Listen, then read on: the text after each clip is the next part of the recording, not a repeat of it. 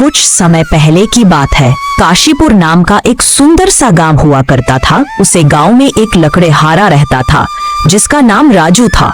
राजू बहुत ही ईमानदार और मेहनती था।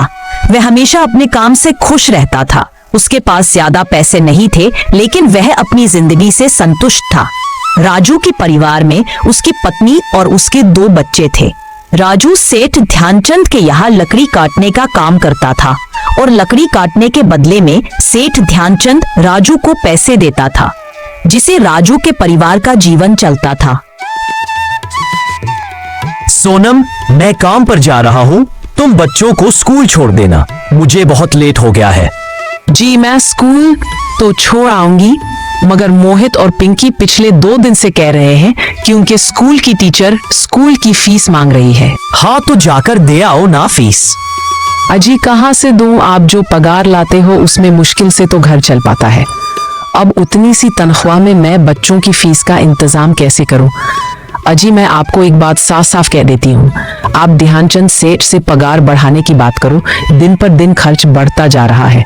बाजार में अगर सब्जी लेने निकलो तो सब्जियों के दाम आसमान छू रहे हैं, और बच्चों की पढ़ाई का खर्चा, घर का खर्चा, अब इतनी कम तनख्वाह में कैसे गुजारा होगा? ठीक है, मैं आज ही सेठ जी से थोड़ा पगार बढ़ाने की बात करता हूँ। इतना कहकर राजू काम पर चला जाता है। अरे भाई, आज तो पगार का दिन है। देखो अब ये सेठ ध्यानचंद कोई ना कोई लोचा जरूर करेगा। हमेशा कोई ना कोई बहाना बनाकर पगार कम कर देता है, और अगली बार तो मेरी आधी पगार काट ली थी, ये कहकर कि जो मैंने ध्यानचंद जी से 200 रुपए उधार लिए थे उसका ब्याज बढ़कर 1000 हो गया है, इसलिए मैं तुम्हारी पगार में से 1000 रुपए काट रहा हूँ। हाँ हरी भाई, तुम एकदम ठीक कह रहे हो। यह सेठ ध्यानचंद एक नंबर का लालची और चालाक इंसान है। एक तो 2 गुना काम लेता है और बदले में पैसे भी पूरे नहीं देता। हाँ भाई, मेरी भी अगली बार सेठ ध्यानचंद ने पगार काट लिए थे। मैं बस 2 दिन की छुट्टी ली थी जब मेरी बिटिया बहुत बीमार थी। इस लालचंद ने मेरी मजबूरी का फायदा उठाकर पूरी पगार काट ली। हे भगवान, बस सेठ जी इस बार मेरी पूरी पगार दे दे, बच्चों के स्कूल की फीस भरनी है। सभी लकड़हारे अपने अपने काम पर लग जाते हैं। काम करने के बाद वह शाम को सेठ ध्यानचंद ही पास जाते हैं। सेठ जी, महीना पूरा हो गया है, हमें हमारी तनख्वाह दीजिए। देखो भाइयों, अभी मेरे पास तुम्हें देने के लिए पैसे नहीं है। अभी माल नहीं बिका है, सारा माल गोदाम में ही पड़ा हुआ है। कल या परसों तक तुम्हें तुम्हारी तनख्वाह मिल जाएगी। पर सेठ जी, अभी हमारे पास बिल्कुल पैसे नहीं बचे हैं। घर का भी सामान लाना है, बच्चों की फीस भरनी है। अरे मैंने कहा तो सही, 1-2 दिन रुक जाओ, कल परसों में तुम्हारे पैसे मिल जाएंगे।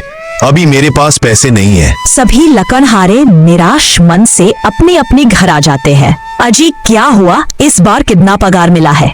सोनम, अभी कोई पगार नहीं मिला है। सेठ जी ने कहा है 1-2 दिन में मिल जाएगा। पगार नहीं मिला? आपको तो पता है ना बच्चों की फीस भरनी है। इनकी स्कूल टीचर ने आज साफ साफ चेतावनी दे दी है कि कल फीस नहीं लाई तो बच्चों को घर पर ही बिठा लेना। अब बताओ मैं क्या करूं? मैं क्या करूं सोनम, ये सेठ जी कभी समय पर पैसे देते ही नहीं है।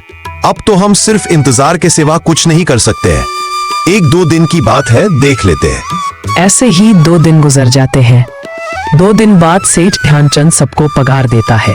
अरे हरी, ये ले अपनी पगार। अरे सेठ जी, ये तो बस 2000 है, मैंने तो 3000 तक का काम किया है। हाँ काम तो किया है, लेकिन तूने 1-1 घंटे आराम भी तो किया है। ये पैसे उसी आराम के कांटे हैं। आपने तो कहा था 8 घंटे काम के महीने में 3000 मिलेंगे, और मैंने तो 8 घंटे काम किया और 1 घंटे आराम। देख हरी, मुझे ज्यादा हिसाब किताब ना समझा, ये 2000 रख अगर चाहिए तो, और अगर नहीं चाहिए तो कहीं और काम ढूंढ ले। हरी के पास उन पैसों को लेने के सिवा और कोई रास्ता नहीं था। हरी वो चुपचाप पैसे रख लेता है। राजू, ये लो तुम्हारे 2500 रुपए। पर सेठ जी 2500 क्यों? पूरे 3000 बनते हैं ना। मैंने तो कोई छुट्टी भी नहीं ली और ना ही कोई आराम।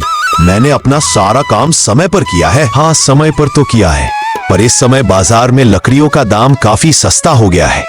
इस वजह से अभी तुम्हें भी पगार कम ही मिलेगी जब तक लकड़ियों का दाम नहीं बढ़ता। पर सेठ जी, बात तो 3,000 की हुई थी ना, अब 2,500 में मैं कैसे घर चलाऊंगा? बच्चों की स्कूल की फीस भी भरनी है। सेठ जी, इस बार मुझे आप पूरे पैसे दे दीजिए। 2,500 ही मिलेंगे तुझे। यहाँ काम करना है तो कर, नहीं तो कहीं और काम ढूंढ ले। बेचारे राजू के पास उन पैसों को लेने के सिवा और कोई रास्ता नहीं था। अरे भाई, यह सेठ ध्यानचंद एक नंबर का बेईमान इंसान है। सारे पैसे अपने जेब में भर लेता है और बहाने बनाता है कि लकड़ियों के दाम सस्ते हो गए हैं।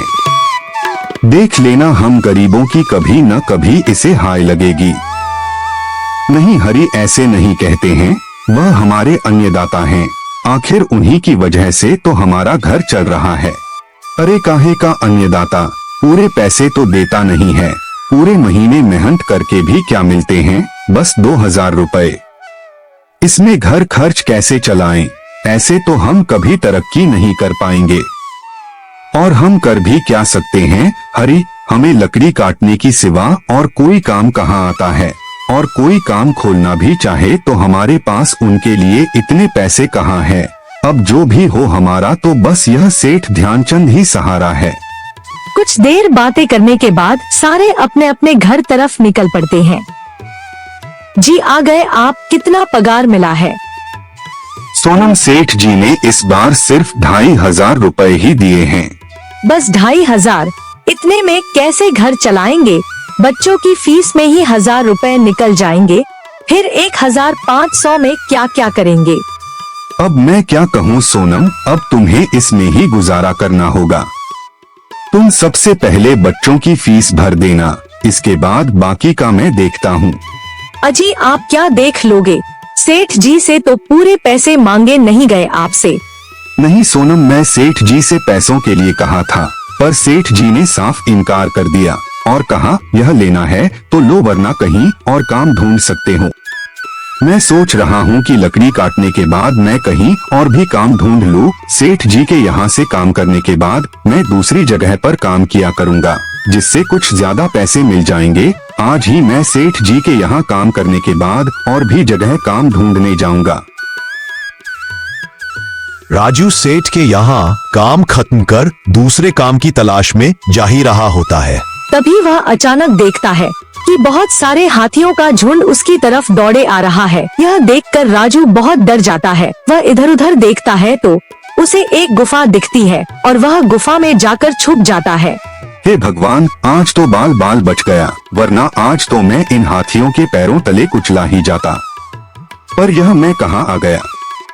राजू यह सब सोच ही रहा था कि तभी उसकी नजर गुफा में रखी एक टोकरी पर जाती है। राजू उसे टोकरी के पास जाता है। यह कैसी गुफा है?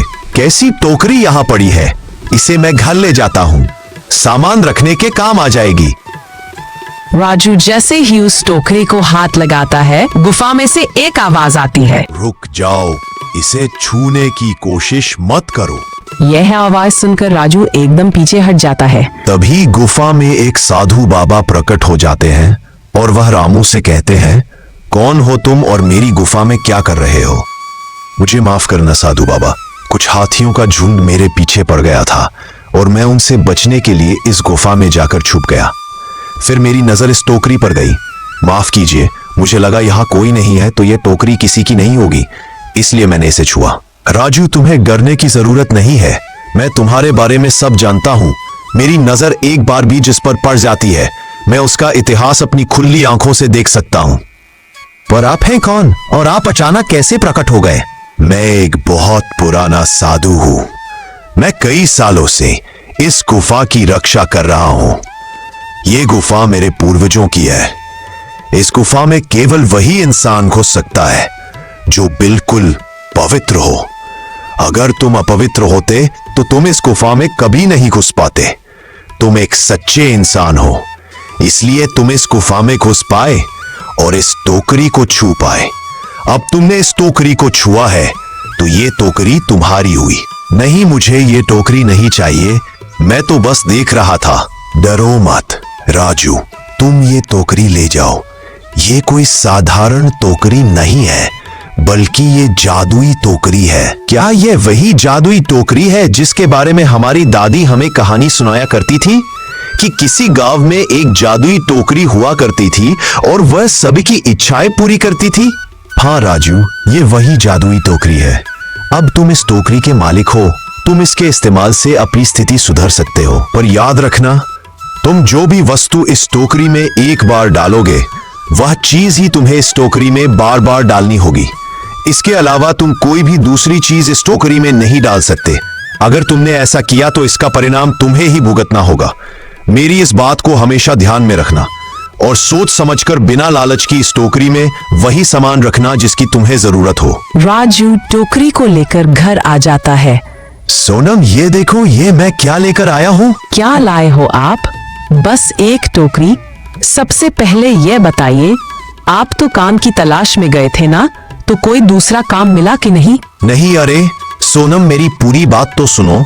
ये कोई ऐसी वैसी टोकरी नहीं है, बल्कि ये एक जादुई टोकरी है। वह अपने साथ हुई सारी घटना को सोनम को बताता है। अच्छा, तो आपके कहने का मतलब है कि हमें टोकरी में वह चीज डालनी होगी जिसकी हमें सबसे ज्यादा जरूरत हो। हाँ सोनम, हमें सोच समझकर ही इसमें कोई चीज डालनी होगी। राजू थोड़ी देर सोचता है, फिर उसका ध्यान उन लकड़ियों पर जाता है जो एक बार उसने सोनम को रखने को दी थी। सोनम, तुम्हें याद है, एक बार मैं जंगल में लकड़ियां काटने गया था तो मुझे एक चंदन की लकड़ी मिली थी और वहां मैंने तुम्हें लाकर दे दी थी। हाँ, दी तो थी। तो तुम उस लकड़ी को लेकर आओ। हम उस चंदन की लकड़ी को ही इसमें डालेंगे और उस लकड़ी से अपना एक नया व्यापार शुरू करेंगे। सोनम चंदन की लकड़ी को लाती है और उस टोकरी में डाल देती है। वह जैसे ही चंदन की लकड़ी टोकरी में डालती है, उसमें कई सारी चंदन की लकड़ी आ जाती है। अरे यह तो चमत्कार हो गया। यह देखिए कितनी सारी चंदन की लकड़ियां हो गई। अगर आप इसको बेचेंगे तो इसके काफी अच्छे पैसे मिलेंगे। हाँ सोनम, मैं कल सुबह बाजार जाकर इसको बेच आऊंगा और जो पैसे मिलेंगे उसे हम लोग मोहित और पिंकी की फीस भर देंगे और बाकी बचे पैसों को संभाल कर रख लेंगे। अगले ही दिन राजू सेठ ध्यानचंद के यहाँ काम पर ना जाकर चंदन की लकड़ियों को बेचने के लिए बाजार की ओर निकल पड़ता है। वहां पर राजू चंदन की लकड़ियों को बहुत ही कम दामों में बेचता है, जिसकी वजह से आम लोगों के साथ साथ बड़े व्यापारियों ने भी राजू से चंदन की लकड़ियां खरीदी। लकड़ियों को बेचकर राजू को काफी अच्छे पैसे मिले। पैसों को लेकर राजू घर आ जाता है। यह देखो सोनम, उन लकड़ियों को बेचकर मुझे कितने सारे पैसे मिले हैं। यह लो कुछ पैसे, तुम मोहित और पिंकी की स्कूल की फीस भर देना। अच्छा, तो मैं अब काम पर जाता हूँ। अजी, आपके पास तो अब यह जादुई टोकरी है, तो अब आपको सेठ ध्यानचंद के यहाँ काम करने की क्या जरूरत है? हाँ सोनम, मैं सेठ ध्यानचंद के यहाँ काम पर नहीं जा रहा हूँ, बल्कि मैं तो वहाँ काम कर रहे बाकी के लकड़हारों को यह खुशी की खबर देने जा रहा हूँ, क्योंकि सेठ ध्यानचंद से मेरे साथ साथ वह लकड़हारा भी बहुत परेशान थे। इसलिए अगर मेरा भला हो रहा है तो क्यों न मैं उन सभी का भला करूं। वह सभी बहुत ईमानदार लकड़हारे हैं, वह सभी बहुत मेहनत से काम करते हैं, मगर ध्यानचंद ने कभी उनके मेहनत के सही पैसे नहीं दिए। इसलिए मैंने सोचा है क्यों न मैं उन्हें अपने इस काम में शामिल कर लूं। हाँ जी, बात तो आपकी बिल्कुल सही है। अगर आप सभी लोग एक साथ मिलकर काम करेंगे तो सब लोग बहुत जल्द ही तरक्की हासिल कर लेंगे। फिर क्या? राजू ने अपने साथ साथ सभी लकड़हारों को भी काम पर रख लेता है, जिससे उन लकड़हारों का भी जीवन तरक्की की ओर बढ़ने लगता है।